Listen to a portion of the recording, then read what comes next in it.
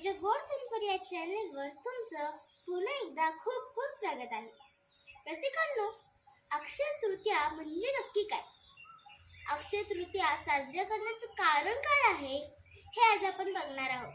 त्याच्या आधी तुम्हा सर्वांना अक्षय तृतीयाच्या खूप साऱ्या शुभेच्छा.